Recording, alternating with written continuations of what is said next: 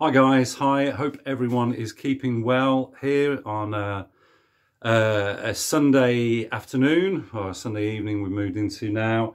Here for a competition entry to Martin Harris.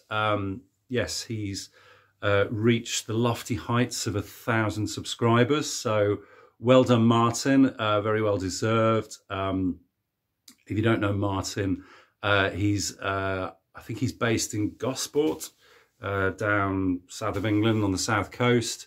Has a very varied musical taste, eclectic in his, in his likes and interests. I know he's a big comedy fan, loves his comedies, and he collects autograph signatures of people he admires. He's shows those periodically, which is always interesting. So you never know quite what you're going to get with Martin when he uploads a video. So happy to enter this. I must admit it was very tricky, not easy questions at all, and it's taken me probably a good 2 hours to prepare this. So we'll see how we go. Like Richard McCook before me, there's a little wee smattering of cheating going on. Those who follow my channel will know that whenever I enter these kind of tags and threads and competitions, I usually blag my way through it. So yes. Anyway, so I'll explain all when we get to that one. So okay, so 10 questions. Let's hit the ground running. Okay, so the most unique item in your collection. Okay, so we have a copy of Black Sabbath Volume 4, yada yada. Okay, nothing unusual about that until I got into the inner sleeve, and somebody has quite artistically drawn a pencil drawing there of the drummer Bill Ward. So I thought that was really cool, a great thing to do. So yeah, I wouldn't think there's too many of these around. I would say that's pretty unique. So yeah, I love things like that when people have obviously they love the artist and they do something creative like that that's special and unique. And it's nice to find things like that. It's certainly better than seeing Cindy or Love Dave or whatever it is, that people scrawl all over the front cover. I don't like that. Okay, a money-related album, song or cover. This one just came straight to mind. So we've got $1 Billion Babies, of course, Alice Cooper band, their last album before Alice broke up the band. Fantastic, probably my favourite. It's got all the hits on from the early 70s, and of course it's just like a crocodile, or I think snakeskin wallet. You've got the $1 billion note there. Yeah, I'm sure you've all seen this millions of times, and a lot of you got a copy of it, so there you go. Okay, third question, an album made by an actor. Okay, so this is where the cheating comes in a little bit, okay? So I don't have any albums or CDs by an actor. I used to have MacArthur Park, I think, by Richard Harris. Or maybe my dad had it, I can't remember. Anyway, I think we used to have that, but I haven't got that anymore. So, so I suddenly happened upon this. So, okay, David Essex, this is his 1974 sophomore album, which has the track Stardust on it, okay, which is the last track on this. Now, Stardust was obviously a mock film about a fictitious artist who, you know, sort of rise and fall of. David, of course, played the lead role in that as Jim McClane of the Stray Cats.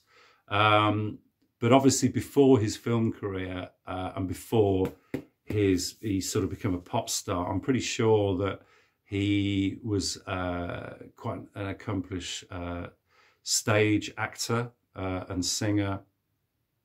He did things like Godspell and so on, I think from the late 60s, early 70s.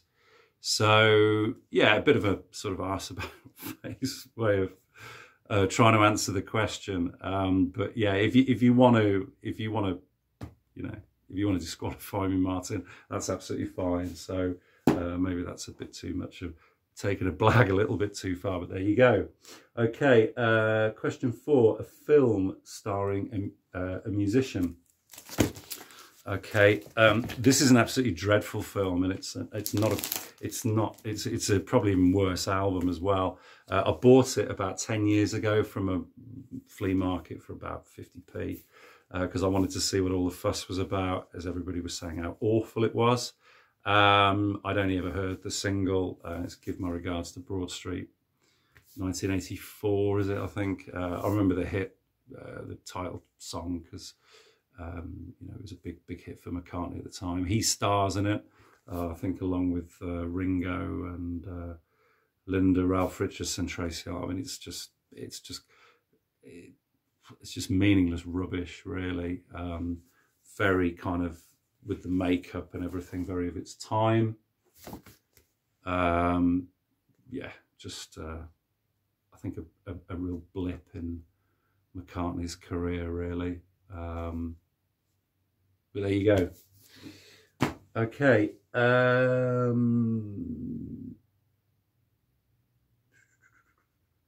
Okay. Your favourite music biopic?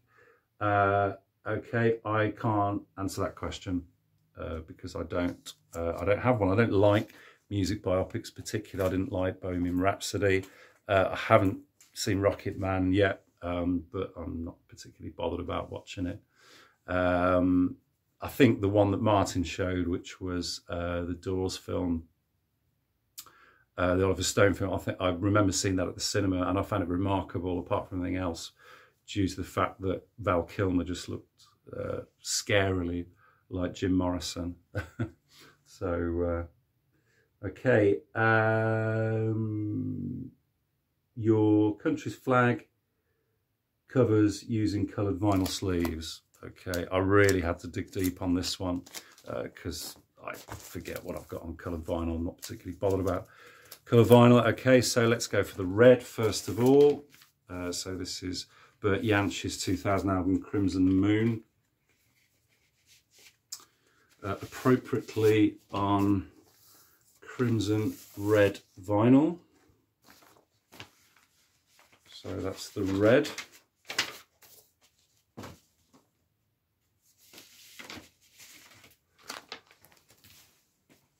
Okay, and then we go for the white. I had no idea, because I don't think it was even put on the hype sticker when I bought this. I had no idea this was white vinyl, but this is Who Came First, which is a reissue of Pete Townshend's debut album on lovely pure white vinyl. And actually sounds pretty good. So, I was quite surprised, as coloured vinyl can often be a bit muddy.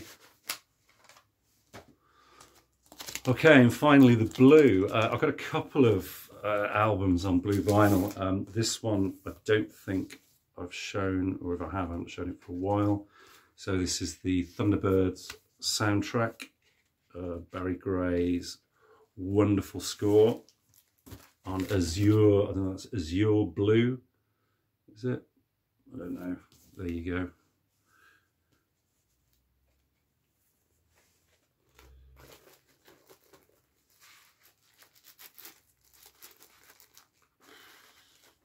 Okay. Next one, we are now up to question 7. solo records by all members of a band. Okay, I tried to avoid doing the Beatles, but I've got one or two bands where I've got solo, but not the entire band.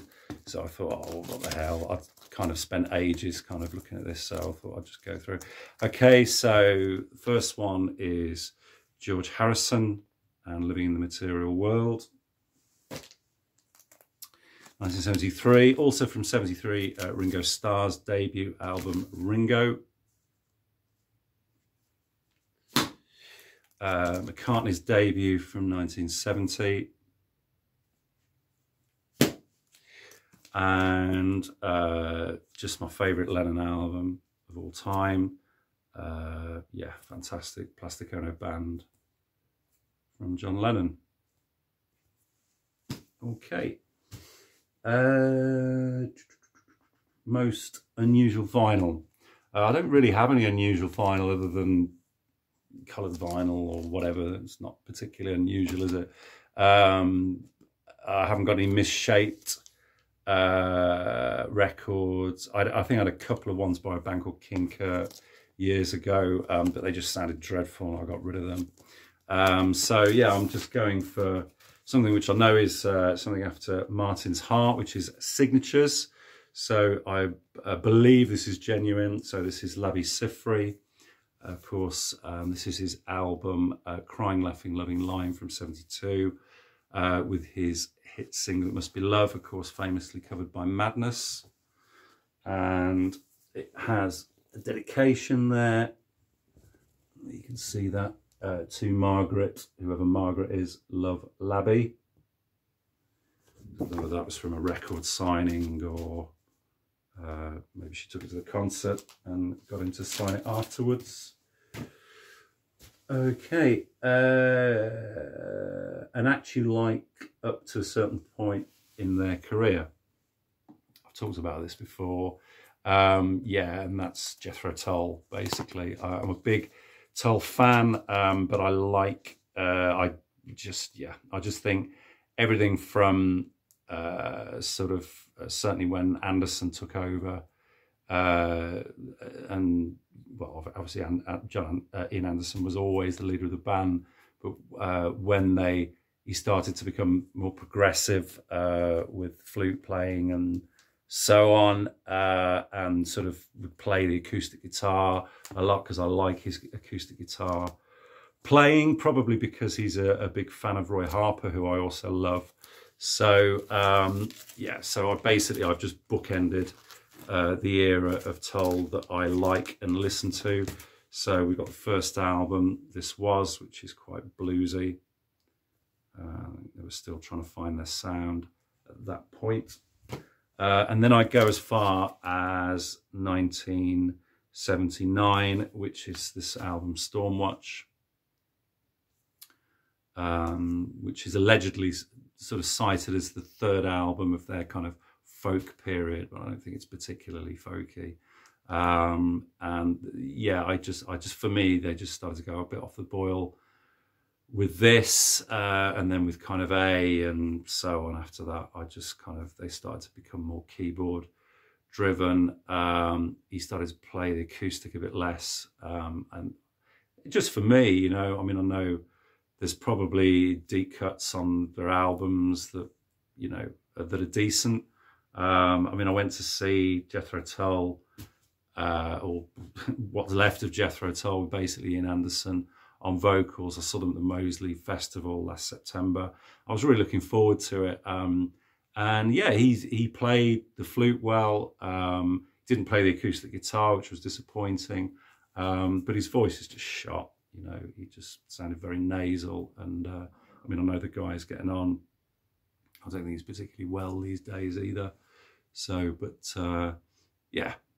So anyway, that's Jethro Tull. Okay, favourite film spin-off from a TV show. Okay, it's got to be this one. Monty Python and the Holy Grail. Just, yeah.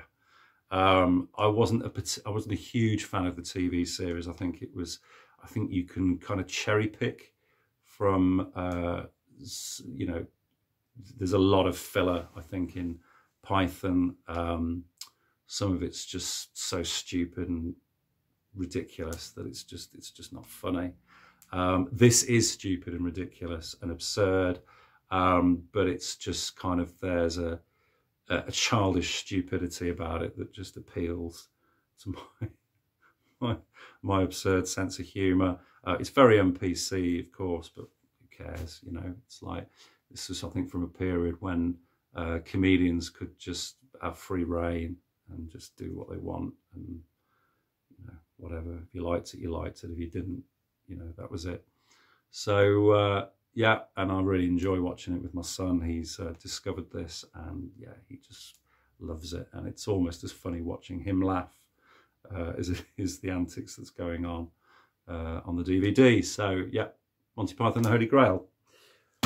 Okay, Martin, thanks for putting the competition together. Very many congratulations again on your 1,000 subscribers. I'm sure you'll have 1,000 more before too long. Yeah, so thanks guys, and yeah, all the best, and I'll see you again soon. Cheers, bye-bye.